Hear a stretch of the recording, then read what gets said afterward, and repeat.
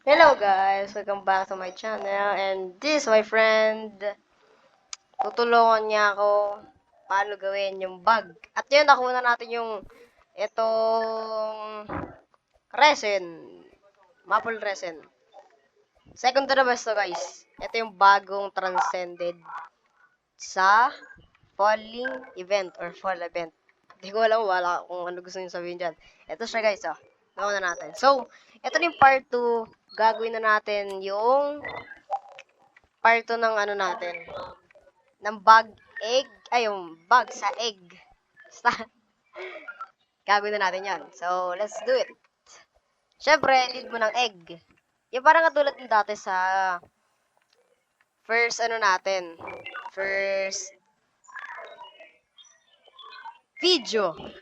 Yon. At gagayahan lang natin yon. So, first day first, kailangan mo na sobrang dami niyan.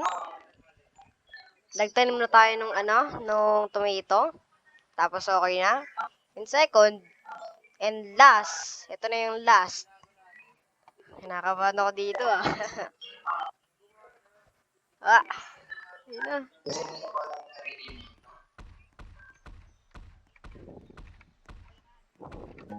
And go leave. O, di ba? Basic as that. So, yan na. Tapos, for a second or kahit ilang minuto or segundo, tapos join ulit kayo. Yan, back. Kahit ano, kahit sa private server or public server, and that. Pwede na kayo nun. Di ba? Join agad kayo. Yan. And let's see. Kahit i-skip nyo, okay lang. Ay, na-skip ko na. 4 hours yun, di ba? 4 hours yun. Tapos, ngayon, naging 1 hour na lang siya. Pag, may kita nyo pag gumana, magka-flashbang. Ganun dapat.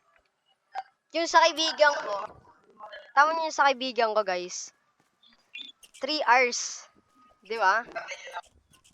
Mga 5 hours lang, 5 hours pababa. Ganun dapat. So, sa akin, bumaba. Kasi nagawa ko ng maayos yung bug. So, that's all guys. And thank you for watching. Sana naintindihan nyo na maayos.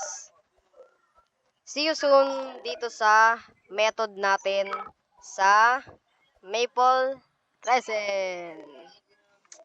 Thank you for watching. Bye everyone. Bye-bye.